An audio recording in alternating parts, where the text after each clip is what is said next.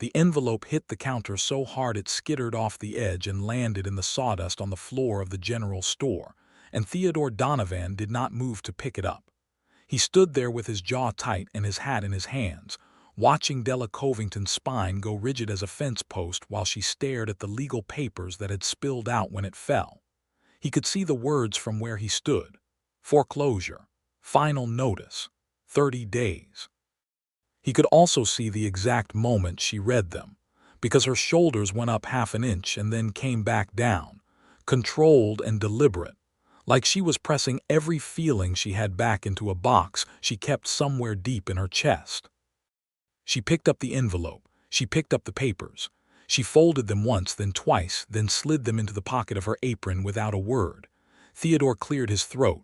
"Della, I need 4 pounds of flour, Theodore." She did not look at him. "2 of salt, a tin of lard if you have it."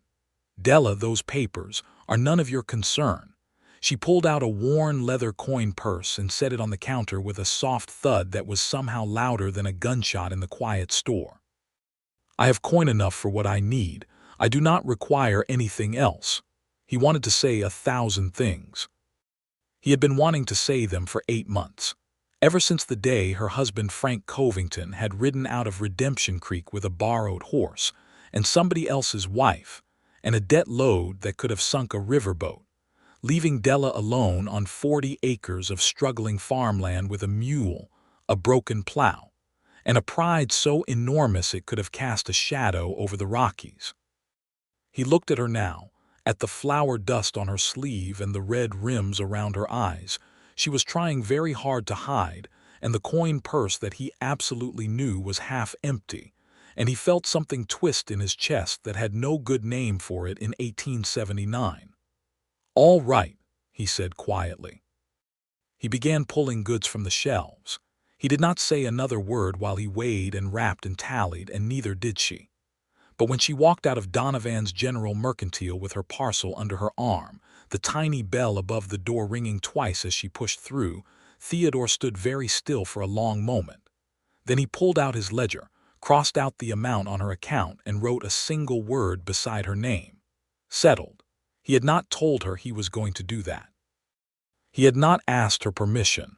He had absolutely no intention of stopping there. It had begun, like most things in Redemption Creek, with somebody dying. The town of Redemption Creek sat in a narrow valley in southeastern Colorado Territory in the spring of 1879, a hard place growing harder by the year as the cattle barons pushed their fences further and further across the open range, and the smaller operations felt the squeeze like a boot heel on a throat. There were maybe 400 souls in the town proper, a dozen more scattered on farms and homesteads in the surrounding hills, and the general store that Theodore Donovan had inherited from his father 3 years ago sat at the center of Main Street like the hinge of everything. Theodore was 31 years old, 6 feet of lean and weathered hard work, with dark hair that always needed cutting and green eyes that missed very little. He had grown up behind that counter, had watched the town change, had known every family in the valley by name, by credit history, by the particular flavor of their pride. And he had known the Covingtons specifically, because Frank Covington had owed him $37 for 14 months before he disappeared, and because Della, even before Frank's desertion, had been the kind of woman you noticed. Not because she was beautiful, though she was, in the sharp-boned, clear-eyed way of women who worked outdoors in hard country. Theodore noticed her because of the way she moved through the world, like she had made a private agreement with herself that she was going to handle whatever came her way without complaint and without flinching, and she was holding herself to it even when the whatever was clearly killing her by inches. She had come to Redemption Creek from Missouri 4 years ago as Frank's bride, and in 4 years Theodore had watched her plant a kitchen garden, raise 6 pigs, manage the books on the Covington farm because Frank's mathematical ability was limited to counting what was in his own pocket, and deal with a husband who was charming and lazy and ultimately faithless, with a composure that the town found admirable and Theodore found heartbreaking. Frank had left in the first week of October, 1878. By November, the rumors about the debt had started. By January, Della had sold 3 of the pigs and the cow and 2 of the pigs again, because someone had apparently not noticed she sold them first, which told Theodore everything he needed to know about how hard she was scrambling. He had made small adjustments to her accounts at the store without ever mentioning them to her. A price here that was somehow lower than she remembered. A weight of grain that seemed perhaps more than she had ordered. He was careful. He was quiet. She was observant. In February, she had come in and stood across the counter from him with those direct gray eyes and said, very plainly, "Theodore, are you charging me wrong on purpose?" He had looked at her steadily and said, "I have been reviewing my pricing against the new supply costs from Denver. There have been some adjustments." She had looked at him for a long moment, long enough that he felt the back of his neck go warm. "For everyone," she said. "For those whose accounts warrant it," he said, which was both true and not an answer. She had thanked him with a word that was clipped and formal, as though receiving charity was a wound she was bandaging in real time, and then she had walked out. He had stood there thinking that he had badly misjudged the approach and would need to find a different one. He did. Theodore had grown up watching his father, James Donovan, run the store on a philosophy that people would accept help. They had not asked for as long as it came disguised as something else. His father had been the kind of man who would send a neighbor a 100-pound bag of cornmeal as a thank you for some minor favor, who would hire a widow's son at twice the going rate, and insist the boy was extraordinarily talented, who had never in his life said the words "I am helping you because you need it," because he understood that for proud people in a hard land, those words were sometimes more destructive than whatever trouble they were supposed to address. Theodore had absorbed this lesson at a cellular level. After Della's rebuke in February, he sat down and thought carefully about all the ways a woman alone on 40 acres might find herself struggling in the spring of 1879, and all the ways those struggles might be addressed without ever requiring her to acknowledge she was being helped. The first opportunity came in March.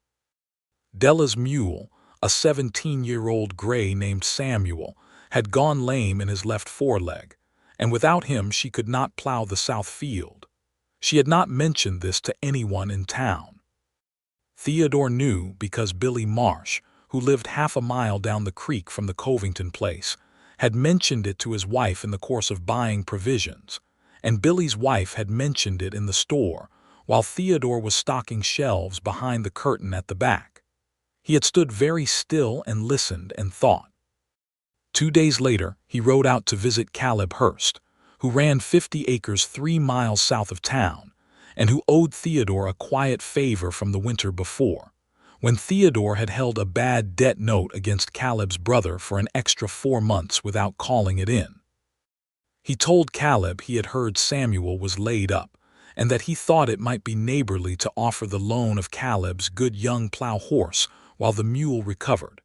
He told Caleb it had been a hard winter on everybody, and that a strong community looked after its own without making a production of it.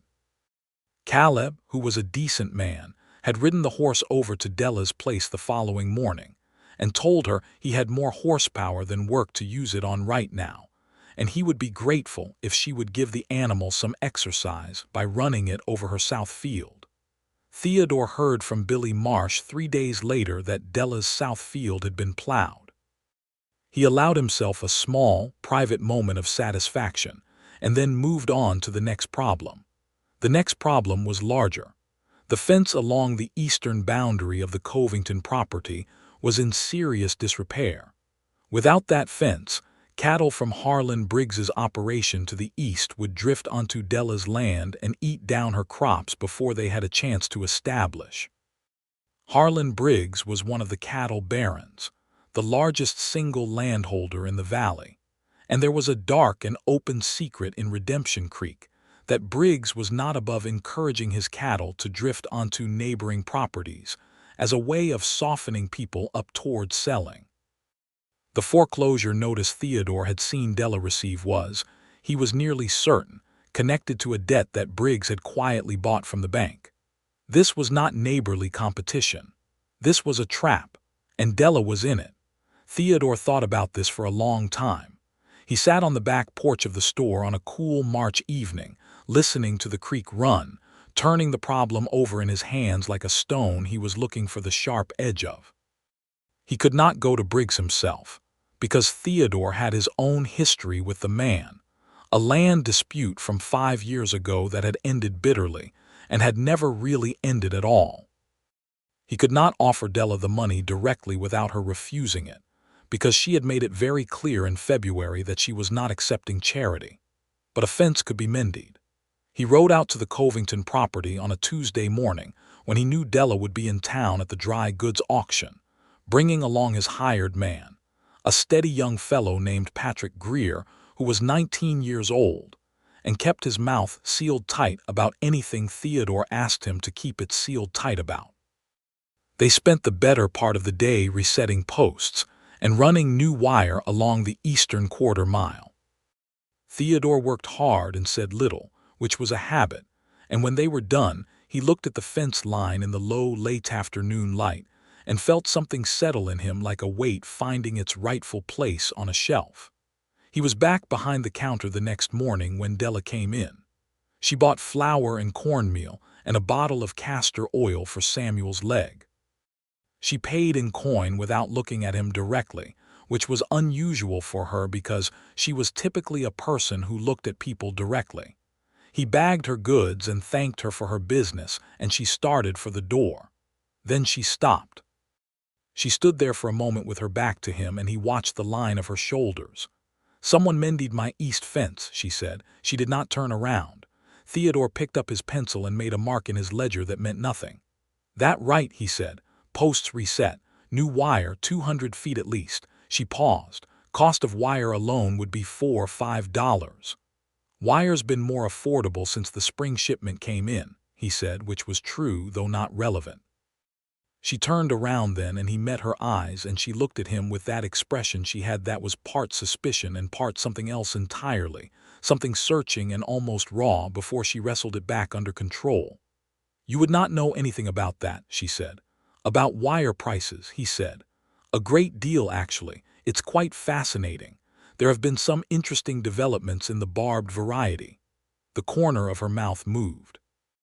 It was almost a smile, and then it was not, because Della Covington had apparently made another private agreement with herself, sometime in the last several months, about how much she was going to allow herself to feel in the company of other people. She pulled it back. "Good night, Theodore," she said, though it was 10 in the morning. "Good morning, Della," he said. She walked out. The bell rang twice. He stood there and admitted to himself, alone in the quiet of the store with sunlight falling through the front window, that this had gone somewhat past neighborly concern and was now something else that he was going to have to look at steadily and honestly, or it was going to get away from him. The something else had been there for longer than he was comfortable admitting. It had been there, he thought, since the day 2 years ago when Della had come into the store during a March snowstorm with a cut on her palm from a wire fence, and he had come around the counter to look at it without thinking, and she had held out her hand to him as though it was the most natural thing in the world, and he had held her hand in both of his while he cleaned the cut and wrapped it with a strip of clean cloth from the back. And for the entirety of those 3 or 4 minutes, the store had been very quiet and very warm, and he had been aware of her in a way that had nothing to do with inventory or accounts. She was married then. He had done the wrapping and let her hand go and gone back behind the counter and not thought about it again, or had tried not to, with the moderate success rate of a man trying not to think about a thing that was already in his head. Then Frank had left and the situation had become something different, though Theodore was very careful about what he allowed himself to think, because a woman whose husband has just abandoned her is not a woman whose grief and vulnerability should be turned into an opportunity, and he was not that kind of man and had no interest in becoming one. So he had kept it in the column of concern, neighborly concern, community obligation. He was telling himself this in early April when he found out about the well. Della's well had gone low. It happened in dry years on properties along the eastern benchland, where the water table was shallower and less reliable than in the valley bottom. Billy Marsh mentioned it again, because Billy was a good-natured gossip with no malicious intent who simply talked because silence made him uncomfortable. And he mentioned that Mrs. Covington had been hauling water from the creek in barrels for 3 weeks, and that the creek route was more than a quarter-mile each way with a loaded wagon. Theodore thought about this at some length. He could not dig her well. That was too large, too obvious, and too physically present to pass off as anything other than what it was. But he knew that Silas Webb, the well digger who served the valley, was in Theodore's debt to a meaningful degree, having borrowed money for equipment 2 years ago that Theodore had never called in. He also knew that Silas Webb regularly stopped at the store for tobacco and conversation on his way back from jobs to the south, and that if Theodore happened to mention, in the course of a conversation about the dry spring and low water tables, that he understood the Covington well on the east bench had gone low, and that it seemed like a shame nobody had put the proper casing in the original dig, and that a properly cased and deepened well in that location would actually be a reasonable advertisement for Silas's skills given how many other East Bench properties might need the same work. Then Silas might just ride out to Della's place and suggest that he could do the work at cost as a demonstration project, which was exactly what Theodore said when Silas came in the last week of April, and exactly what Silas did, and exactly what happened. Della's new well, properly cased and 30 feet deeper than the old one, was finished by the second week of May. Theodore heard about it from Billy Marsh, who said Mrs. Covington had seemed very pleased and very puzzled, because Silas Webb had charged her $8 for a job that should have cost $30, and had told her only that he had a professional interest in the work. Theodore did not hear from Della directly about the well. He thought she might be working something out, and he gave her the space to work it out. She came in on a Friday afternoon in late May with a jar of preserved plums and set it on the counter without comment. He looked at the jar, he looked at her. "From last season's crop," she said, "I had surplus." "That's thoughtful," he said. "It's a transaction," she said, with a very slight emphasis on the second word. "I prefer transactions to charity." "Of course," he said. He picked up the jar and set it under the counter. "Will there be anything else?" She bought her provisions. She left. He stood holding the jar of plums and felt something so complicated that he had to set it down and go stack grain sacks in the back room for 20 minutes before he trusted himself to interact with customers again. She knew.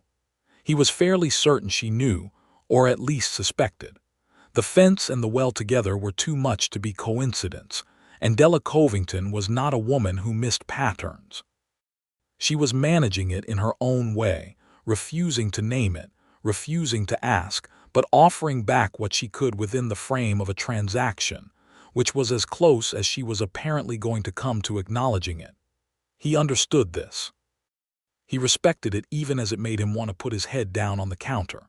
He thought about going to her and saying the honest thing, which was something like, "I can see you are in serious trouble, and I care about what happens to you, and I would like to help in a straightforward way if you will let me." And then imagine the exact way she would receive that. The way those shoulders would go up and the coin purse would come out and the formality would descend like a curtain, and he thought, no. Not yet. Not that way. The thing that changed the stakes from difficult to urgent was Harlan Briggs. In June, Briggs sent a representative to Della's property, a slick-mannered man named Ellison who wore an Eastern suit and carried a leather case, and presented her with a formal offer to purchase the Covington 40 acres at a price that was, by Theodore's calculation, approximately 60% of its actual value. Theodore heard about this visit from Patrick Greer, who had been on his way back from the south pasture, where he'd been checking Theodore's own fence line, and had seen the horse and buggy at Della's gate. Theodore also heard, from the bank clerk who was not as discreet as he believed himself to be, that the note Briggs had purchased on the Covington property was technically callable on the 1st of July, which was 5 weeks away. 5 weeks. He stood behind his counter on a Tuesday evening after closing, the store dark and quiet around him, the ledger open in front of him, and looked at the numbers. The debt on Della's property was $240. The back interest had run it to $270. Briggs had bought it for $200 flat, which meant he had $40 of room before he'd call it at a loss, but Briggs was not doing this for the profit. He was doing it to acquire the land, which sat between his eastern boundary and a water access point that would double the value of his range. Theodore had $270. He had a little more than that, actually, after a strong winter of provisioning miners in the hills, but $270 was the figure that mattered. He could buy the note from Briggs. But Briggs would not sell it to him directly because of their history and because Briggs was sharp enough to know why Theodore would want it. He could loan Della the money, but she would refuse it. He could pay the bank, but the bank no longer held the note. He sat there for a long time. Then he thought about what his father would have done. The next morning he rode to the county seat at Millfield, which was a 2-hour journey east along the creek road, and spent the afternoon in the office of a land attorney named Prout, who was a careful man and a discreet one, and who had on 2 previous occasions helped Theodore arrange transactions that were technically arm's length in ways that protected all parties. What they arranged was this. Theodore would provide funds to a third party, specifically the widow Mrs. Agnes Hollies of Redemption Creek, who was a friend of Della's and who had no land dealings with either Briggs or the Covington estate. Agnes would approach Briggs's man Ellison and represent herself as a private investor interested in purchasing small distressed notes for their income. The price she would offer Briggs for the Covington note was $210, giving him a $10 profit on his purchase, which made it financially reasonable for him to accept. Agnes would then hold the note, and the note's terms would be quietly extended by 12 months at the same interest rate, with no formal communication to Della about the change of holder unless Della inquired directly. This was legal. It was also, Theodore acknowledged to himself on the ride home through the long golden afternoon, a somewhat elaborate construction that a more straightforward man might have found a simpler solution to. But Della had made it very clear that simple, direct help was not something she could accept, and he had decided to accept that as a constraint and work within it rather than forcing a confrontation she was not ready for.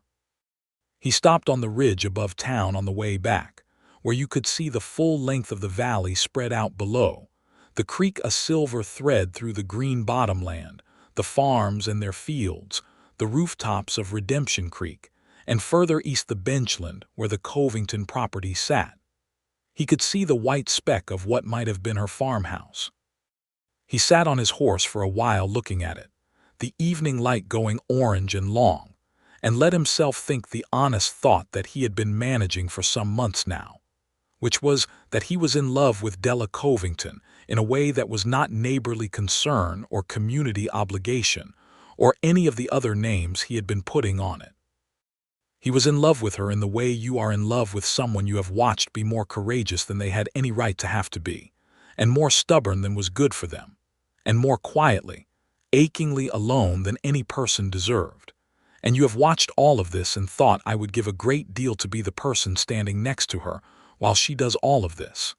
He turned his horse back toward town and rode down the hill and put it away, and did not tell anyone what he was thinking. Agnes Hollies completed the note purchase on the 3rd of June. She was a clever woman of 52 with sharp eyes and a good poker face, and she had asked Theodore exactly one question before agreeing to the arrangement, which was whether his intentions toward Della Covington were honorable. He had said yes without hesitation. Agnes had looked at him for a moment and then said, "She is going to be very angry when she figures out the whole of it." "I expect so," he said. "And you are doing it anyway." "I am," he said. "Because the alternative is that she loses the land, and then she loses everything, and I will not stand by and watch that happen." Agnes had nodded slowly. "You had better be prepared to explain yourself thoroughly when the time comes," she said. "I will be," he said. He spent the next 2 weeks being prepared. June in Redemption Creek was dry and hot and busy, and Theodore threw himself into the work of the store, taking on extra inventory from the summer supply wagons, extending credit to 3 farm families who needed seed, hiring a second part-time hand to manage the loading dock. He was purposely very occupied because being very occupied meant he could not spend all his time thinking about whether he had overstepped, whether he had been too presumptuous, whether he had any right to involve himself so thoroughly in another person's life without their knowledge or consent. These were fair questions, and he did not have perfectly clean answers to them. He had made a decision, a series of decisions that were paternalistic in a certain light, that assumed he knew better than Della what was good for her, that removed her agency in ways she hadn't been informed of. He knew this. He sat with it. What he kept coming back to was this. She had not asked for help because she could not bear to, because asking felt like defeat, because the world she had been given had put her in a situation where pride and survival were knotted together so tightly that asking for help felt like unraveling both at once. He had not removed her agency. She still had the farm. She still made every decision about it. He had simply removed the immediate threat while she worked out how to stand on her own, in the same way you might shore up the floor under someone who was walking forward on their own 2 feet, so that the floor did not give way and swallow them while they were busy being brave. He was not entirely sure this argument was unassailable. He was fairly sure Della was going to test every edge of it. He was right. It was a Thursday afternoon in July, the heat sitting heavy and still on the valley, when the bell above the door rang and Della Covington walked in with Agnes Hollies right behind her, and an expression on her face that was not the controlled blankness she usually wore.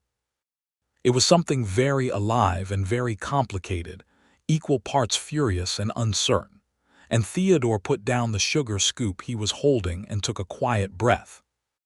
Agnes, to her credit, stopped just inside the door, folded her hands and said, "I'll wait," in a tone that suggested she had fulfilled her part of this transaction and was now an innocent bystander.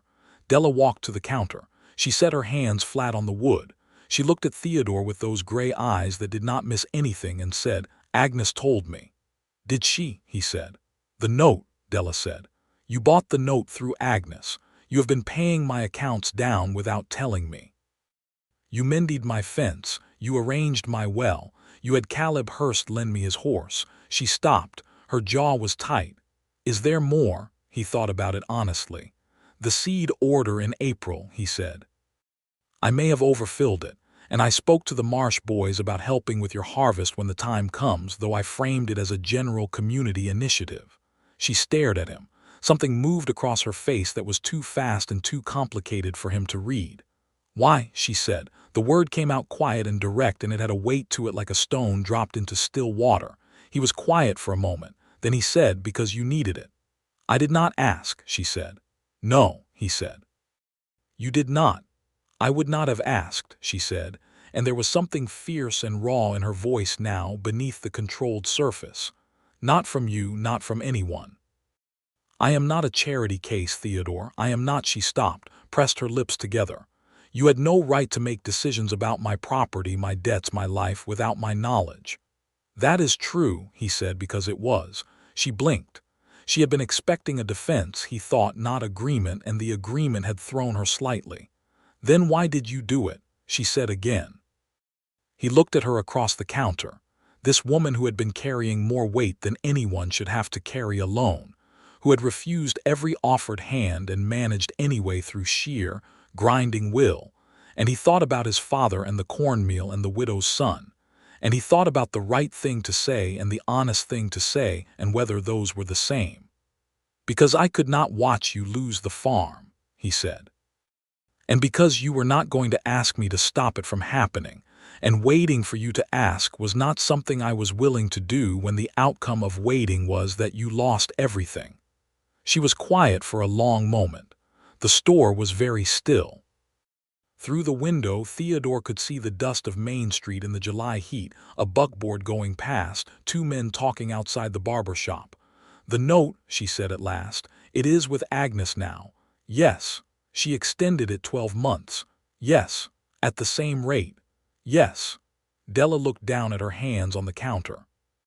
He watched her process this, the way you could see the thoughts moving in her, the pride pushing back against something else, the anger wrestling with the particular complex feeling of being seen and helped and not consulted. "I am going to pay it back," she said. "Every dollar."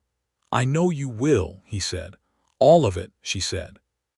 "The fence wire, the well work, whatever Caleb Hurst owed you. I want a full accounting." "I will give you one," he said. She looked up at him then, and the thing in her eyes was not anger anymore, or not only anger. It was something more unguarded than that, something that looked a great deal like the thing he had been managing in himself for months, and he felt the air in the room shift the way it does sometimes before a storm. "You should have asked me," she said. "Yes," he agreed. "I should have." "I would have said no." "Yes," he agreed. "You would have," a pause, "and you would have done it anyway." He held her gaze, "Probably." Something happened in her face then that was not quite a smile and not quite tears, and was somehow more honest than either one. She pulled her hands back from the counter and straightened up. "I need 4 pounds of flour," she said. "2 of salt." "Of course," he said. He turned to pull the goods from the shelf, and he heard her let out a long, slow breath behind him, and he allowed himself to think that this was perhaps not the end of the conversation, but only the end of its first chapter. Agnes at the door made a sound that might have been a small cough covering a small laugh, and then was silent.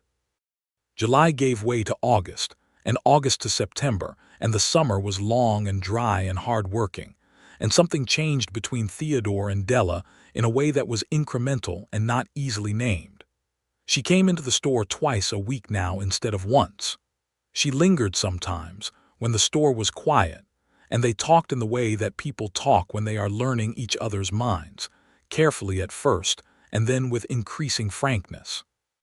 He learned that she had grown up on a Missouri farm with 3 brothers and a father who believed women were perfectly capable of doing whatever was necessary, and 2 of those brothers had died at Shiloh, and the other had gone west to California, and her father had died the winter she was 17.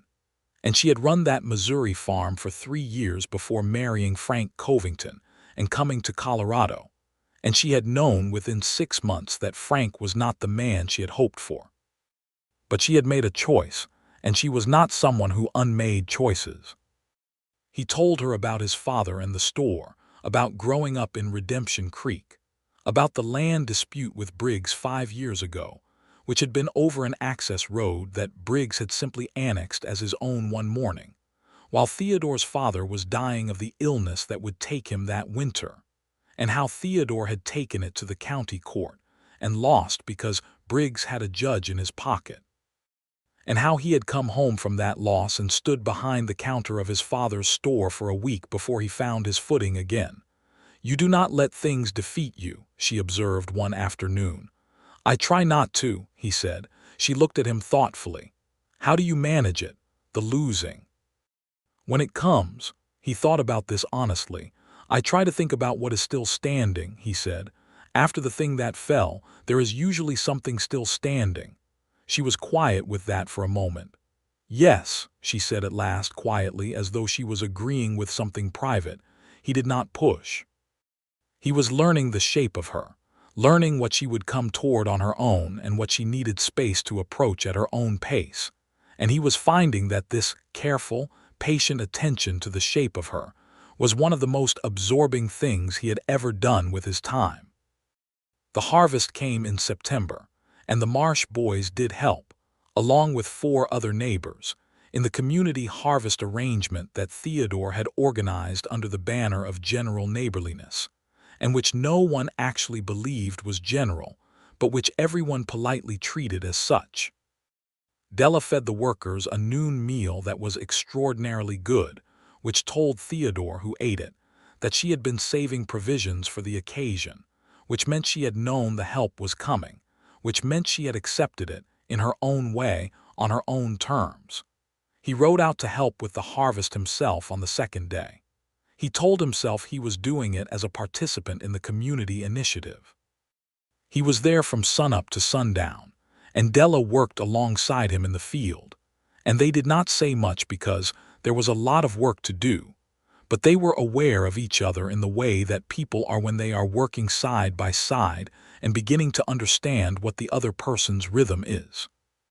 At the end of the day, when the field was done and the workers had headed home, and the light was going amber and long across the stubble field, he was loading the last of the equipment onto the borrowed wagon when Della came across the yard from the farmhouse with 2 tin cups of coffee. She handed him one and stood beside him looking out across the harvested field. "Good year," she said. "Better than I feared. Strong harvest," he agreed. She sipped her coffee, he sipped his. The evening insects were starting up. "Theodore," she said. "Yes." "Why are you not married?" He looked at her, surprised, though he should not have been because it was entirely the kind of direct question she would ask. "I have not yet found the person I wanted to ask," he said, which was the honest answer, and also functionally a more honest answer than she perhaps immediately realized. She looked at him steadily over the rim of her tin cup, and he looked back, and the evening went very quiet between them for a moment that stretched longer than a moment, and then she looked back out at the field. "I am still married," she said. It was not a non sequitur. It was the honest thing she was saying about the honest thing he had just said. "I know," he said. "Frank left 8 months before he could have been declared legally absent," she said. "The territorial statute requires 12 months of absence before a formal desertion declaration can be made, so I have 4 months yet." "I know the statute," he said. She glanced at him. "Of course you do." "I am a patient man," he said.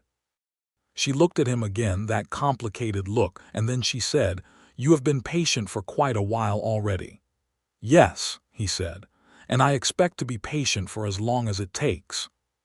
The silence after that was a different kind of silence than before. She finished her coffee and took his cup when he handed it back and walked toward the farmhouse, and at the door she paused and looked back across the yard at him. "There will be supper in 20 minutes if you are not in a hurry to ride back," she said. He was not in a hurry to ride back. He stayed for supper, and for 2 hours after supper they sat at the kitchen table in the warm lamplight and talked until the fire in the stove burned down, and he rode home in the dark under a sky that was absolutely full of stars, feeling more settled and more unsettled simultaneously than he had in a very long time. The trouble with Harlan Briggs did not go away simply because the note had been transferred. Briggs was a man who played a long game, and when his first effort at the Covington property failed, he moved to other tactics. In October, he redirected one of his eastern fence lines in a way that reduced the access lane between Della's property and the creek road by half, which was technically within his property rights, but which made it significantly more difficult for Della to move a loaded wagon out to the main road. Then in November, he put 2 of his men to work damming a small tributary creek that fed the northeast corner of the Covington land, which was absolutely not within his property rights. Theodore heard about the dam on a Monday, and on Wednesday he was at the county land office in Millfield with Attorney Prout, filing an emergency injunction for water rights interference. He filed it under the Community Agricultural Preservation Act, a territorial statute from 1875 that allowed adjacent landholders to jointly challenge practices that damaged the common water supply, and he filed it jointly, meaning his name went on the document alongside Della's. He had not told her he was doing this. He told her afterward on Thursday when he rode out to the Covington property on the pretext of delivering a supply order. She stood in the doorway of her farmhouse and listened to him explain what he had done, and when he was finished she folded her arms and said, "You filed my case." "Our case, technically," he said. "My property also has an interest in that water supply." "That is a very thin pretext," she said. "It is legally valid," he said. She looked at him for a long, steady moment. Then she said, "Come inside, Theodore." He followed her into the kitchen, which was warm and smelled of bread she had baked that morning, and he sat at the table while she put the kettle on, and she stood with her back to him for a moment before she turned around. "I want to ask you something," she said. "All right," he said. She sat down across the table from him, and she put her hands on the table in front of her, and she looked at him with an expression that was the most unguarded thing he had ever seen on her face. "Are you doing all of this because you feel sorry for me?" she said. He said without hesitation, "No." "Because you feel responsible," she said. "Because the community, no," he said again. She held his gaze. "Then why?" He was quiet for a moment, choosing the exact words. "Because when I think about you," he said, "which is a great deal more than I have been letting on, I want things to go well for you. Not because you cannot manage on your own. You are manifestly capable of managing on your own, but because you deserve to have something in your corner, and because you deserve to have someone who can see what you need and help with it before you have to ask, and because—" He stopped, looked at the table, then back at her. "Because I would very much like to be that person for the rest of our lives if you would be willing to allow it." The kettle began to whistle. Neither of them moved. Della's hands on the table were very still. Her expression was doing several things at once, and he watched all of them, the careful management of feeling and the cracks in the management, and the thing coming through the cracks that looked like what he was hoping it would look like. She got up and moved the kettle off the heat, and then she stood at the stove with her back to him again for a moment, and then she said, "I am not a woman who is good at accepting things." "I know," he said. "I will argue with you about every decision." "I welcome it," he said. "I will insist on handling my own affairs." "I would not have it any other way," he said. "I have no interest in making your decisions for you, Della. I am interested in making them beside you." She turned around. The lamplight was on her face and her eyes were very bright. "I have 4 months," she said. "You have 4 months," he agreed. "And when they are finished," he said, "I would like to ask you something, formally, if you are willing." She looked at him for a long, still moment that seemed to contain everything they had been building toward since October of the previous year. The flour and salt, the mended fence, the plowed field, the jar of preserved plums, all of it, and she said very quietly, "I expect I will be willing." The water rights case was resolved in November in their favor, and the dam was ordered removed. Briggs's attorney appealed, but the appeal was going to take months, and in the meantime Della had her water access back. She came into the store the day after the ruling with another jar of preserved plums and set it on the counter and said, "Transaction," and he said, "Received." And they both looked at each other and nearly laughed, and then collected themselves with the particular dignity of two people who were being very careful about the right pace of things. In December, the Christmas social came around, which was the largest gathering Redemption Creek managed each year, held in the Methodist Church Hall with a fiddle player and a caller and more food than any sensible number of people needed. Theodore had always gone as a bachelor and stood at the edges and talked to the men about cattle prices and weather and left early. This year, on an impulse that surprised him, he stopped at the Covington property on his way and asked Della if she would like to attend with him. She looked at him from the doorway, wrapped in a heavy wool shawl against the December cold, and said, "Together." "Together," he confirmed. She was quiet for a moment. Then she said, "Yes." They rode into town side by side in his buggy, which had a good blanket across the seat and a heated brick for her feet, and when they arrived people noticed, because people always notice, and there was a quality of noticing in Redemption Creek that was warm toward both of them specifically, and therefore warm toward the two of them together. Agnes Hollies caught Theodore's eye from across the hall and gave him a single significant nod that managed to communicate both approval and a thorough "I told you so." They danced twice, which was significant in the social vocabulary of a small town in 1879, and Della danced well, with the kind of practicality she brought to everything. No wasted motion, nothing excessive, just the clean pleasure of the thing done right. He had one hand at her waist and felt the warmth of her through the wool of her dress and looked at her face, which in this light and in this moment was thoroughly happy, a happiness she was not quite managing to contain. And he thought, this is the thing I wanted to see.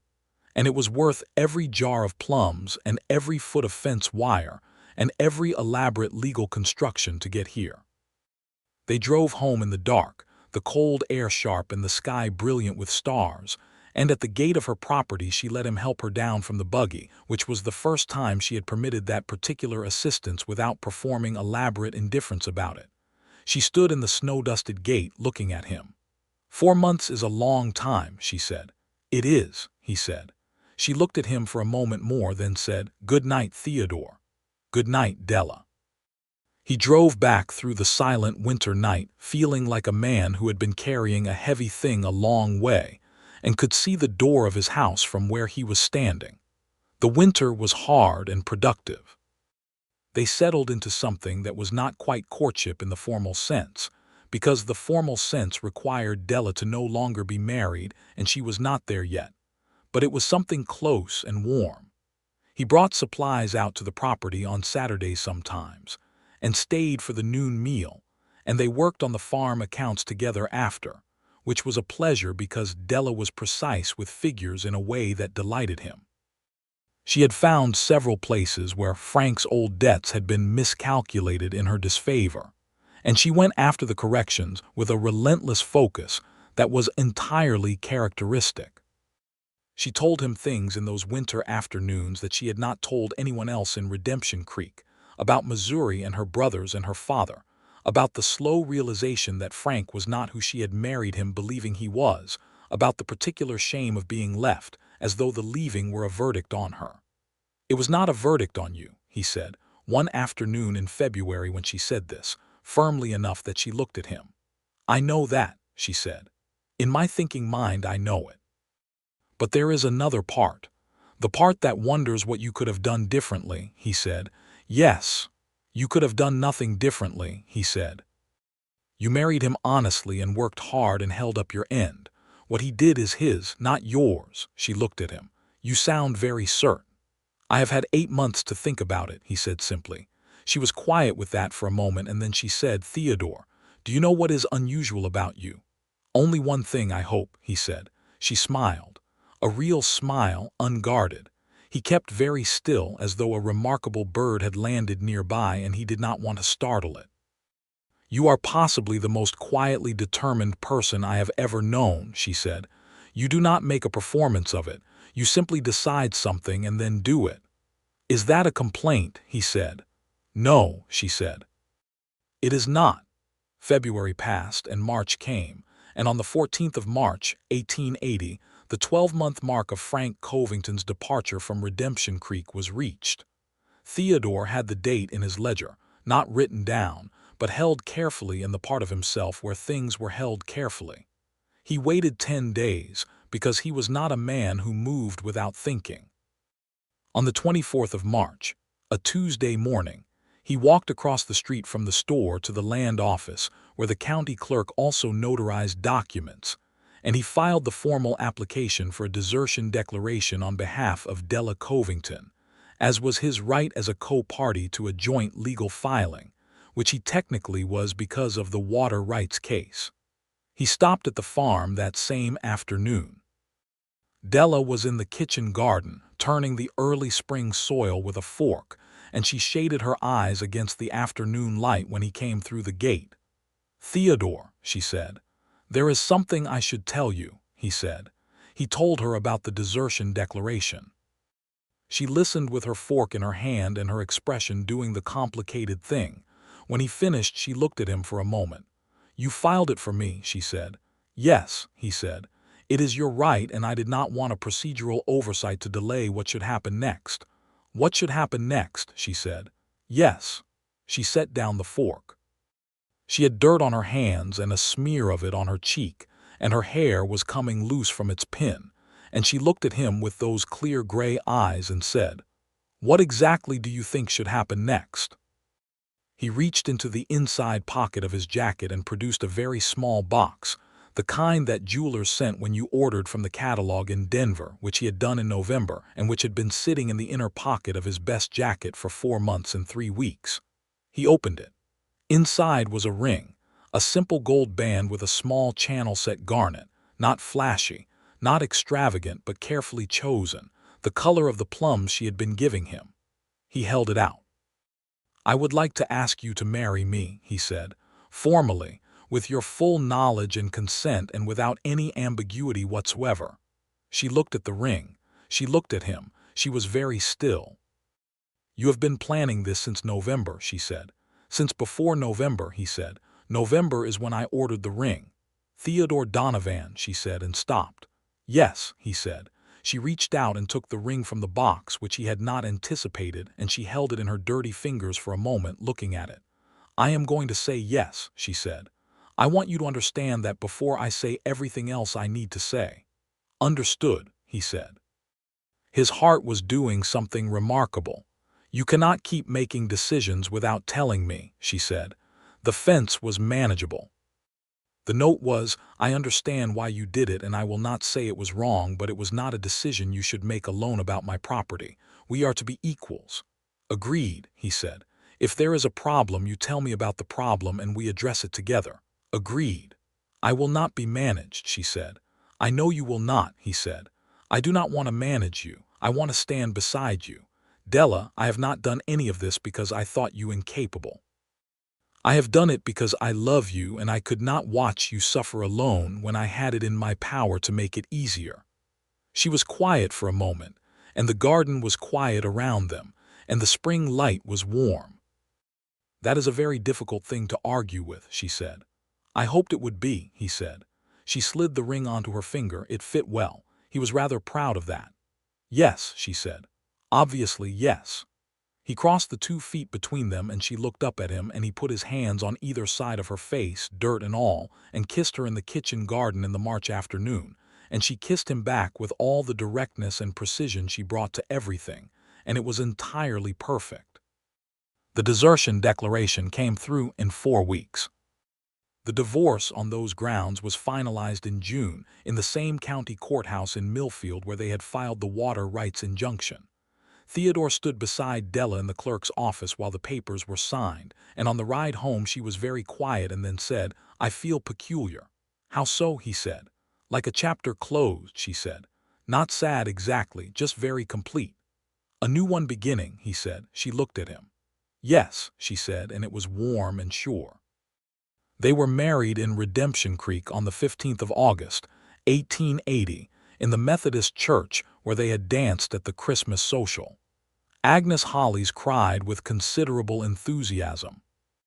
Billy Marsh gave a toast that was well-intentioned and somewhat rambling and made everyone laugh. The wedding supper was in the church hall, and the fiddle player played until late in the evening, and the town turned out in the way small towns turn out for the marriages of people they have watched build toward each other, with the particular pleasure of having witnessed the whole construction. Della wore a dress she had made herself from ivory cotton lawn, no frills, clean lines, entirely her. Theodore had never seen anything so fine in his life.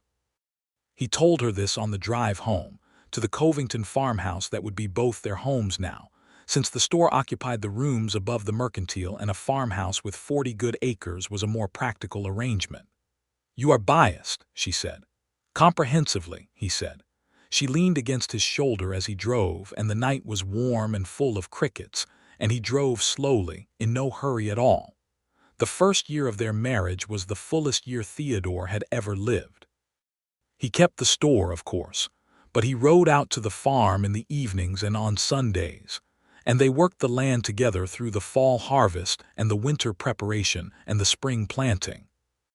Patrick Greer, his hired man, took on more responsibility in the store and proved thoroughly capable. Theodore found that he had more hours than he had previously had, which turned out to be because the hours he had previously spent managing quiet interventions in Della's life from a distance were now being spent simply living alongside her. It was better this way. This was, he thought, considerably better. Della threw herself into the running of both enterprises with the systematic thoroughness that was fundamental to her, and within 6 months, she had reorganized the store's accounts to a clarity that made Theodore's previous bookkeeping look like a rough draft. She also had opinions about supply sourcing that were astute, and about pricing that were fair, and about credit policy that were both generous and practical. He told her more than once that she was considerably better at running the store than he had been. She said she was merely applying the skills she already had and did not accept the comparison. He maintained the comparison was accurate. They argued about a range of things, as she had promised they would. About how long to extend a certain customer's credit before requiring a payment. About whether to take on a coffee shipment at the new price from the Denver supplier. About the best variety of winter wheat for the south field, and whether the fencing on the north boundary needed full replacement or would do for another season. These arguments were brisk and substantive, and invariably ended with one of them conceding a point they genuinely found valid or both of them arriving at a third option neither had started with. Theodore found he loved these arguments with a completeness that surprised him, because they were the arguments of two people who both expected to be listened to and who were, which was not as common in his experience as it should have been. In the spring of 1881, the water rights appeal from Briggs's office was finally heard and denied. The ruling was definitive, the dam had been illegal, the water access was protected in perpetuity. When Theodore told Della, she stood at the kitchen table reading the letter and then set it down and said, "Good." Then she said, "That man has been a stone in this valley's shoe for long enough." Theodore thought this was accurate.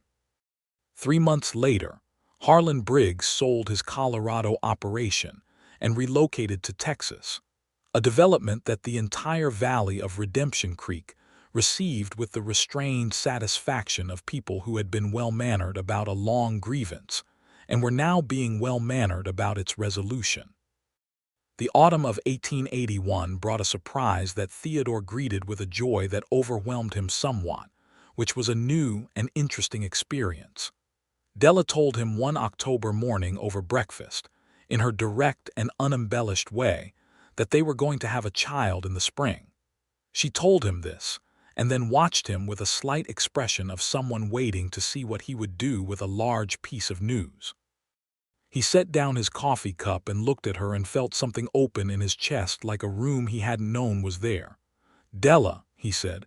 "Yes," she said. "Are you well?" he said. "I am perfectly well," she said. He crossed the kitchen in 2 steps and took her hands in both of his, which he noticed were shaking slightly, which was embarrassing, and she looked at his hands shaking and then looked up at his face, and the expression that had been carefully neutral changed into something entirely genuine and warm and open, and she turned her hands in his and held on. "Are you pleased?" she said quietly. "Incomprehensibly," he said. She leaned forward and rested her forehead against his. They stood in the warm kitchen for a long moment. The child was born in March of 1882, a boy, arriving on a rainy Thursday morning after a labor that Dr. Alderson of Redemption Creek managed with steady competence, and that Theodore spent partly in the farmhouse kitchen, and partly in the yard because indoor waiting had exceeded his capacity.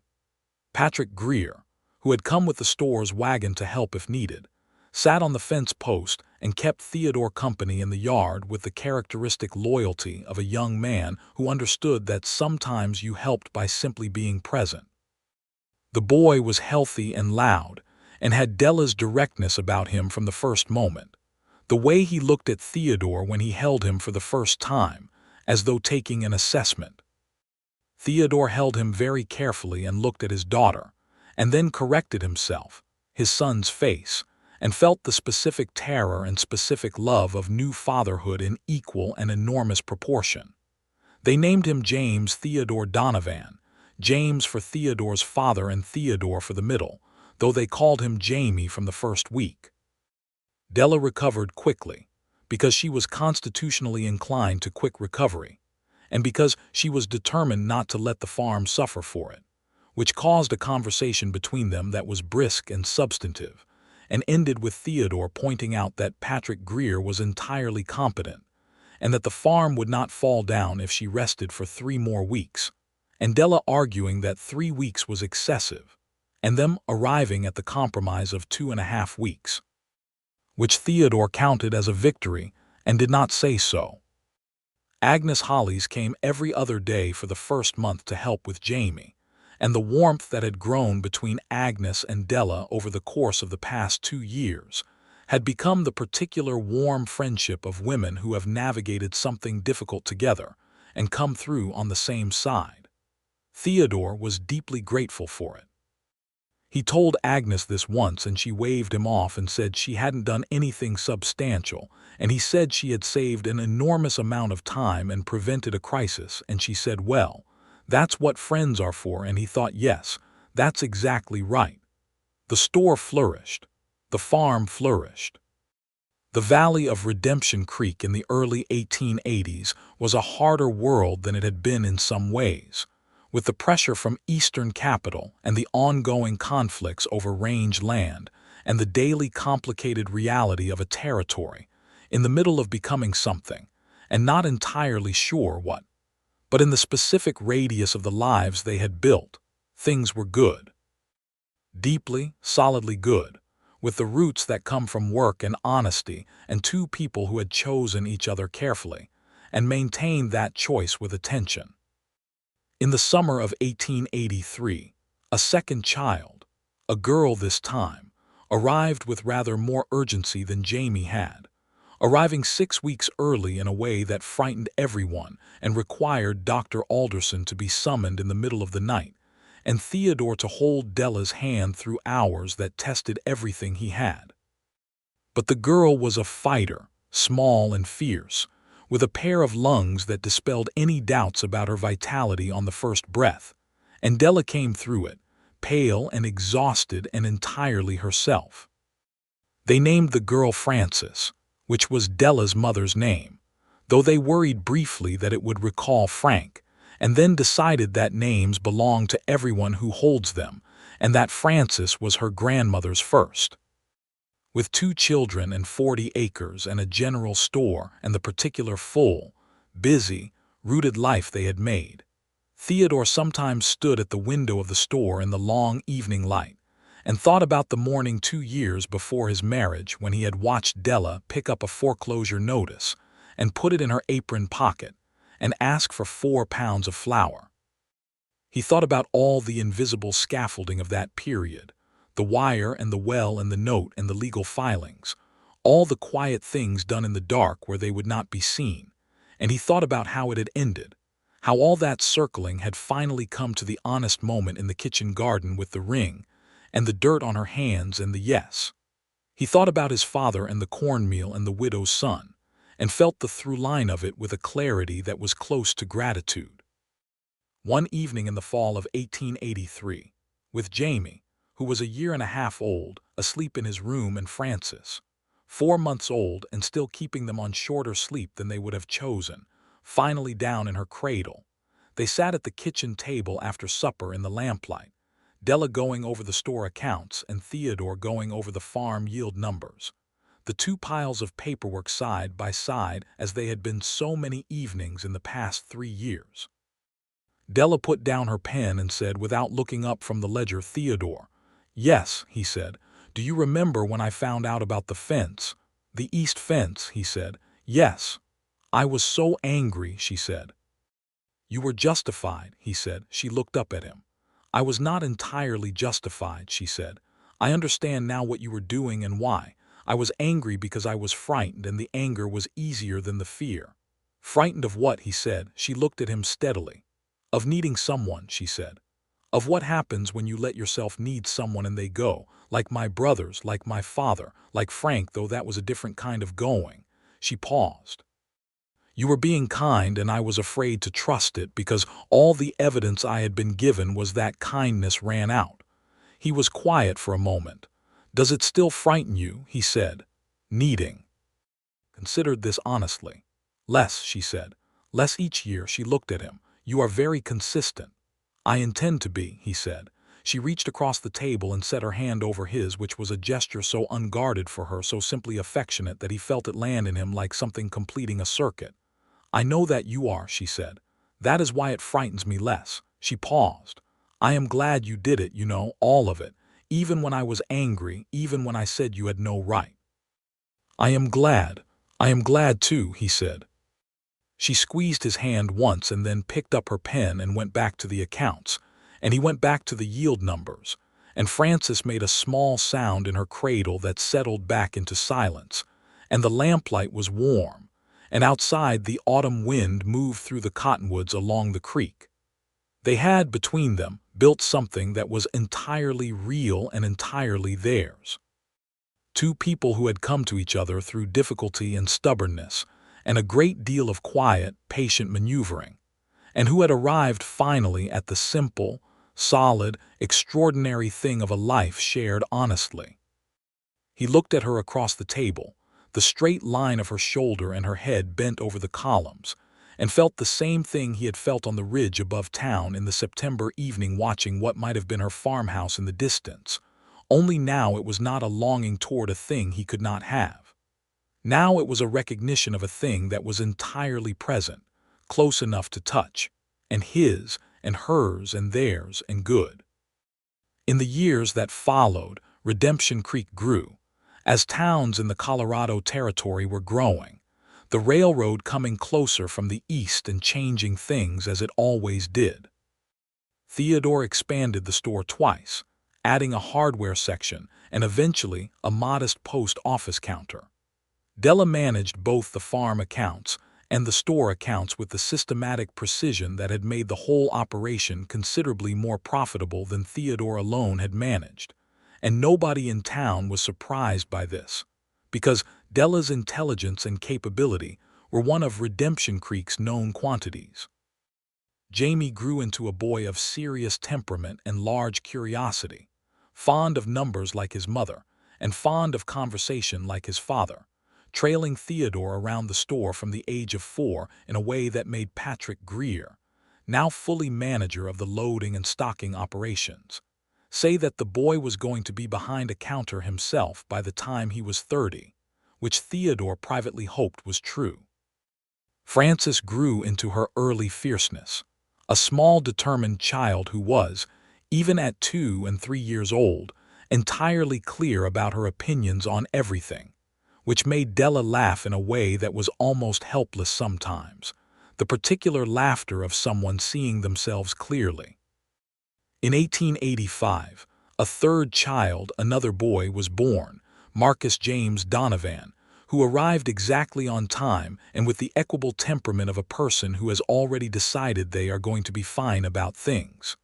3 children, a going farm, a prospering store, a marriage of 4 years.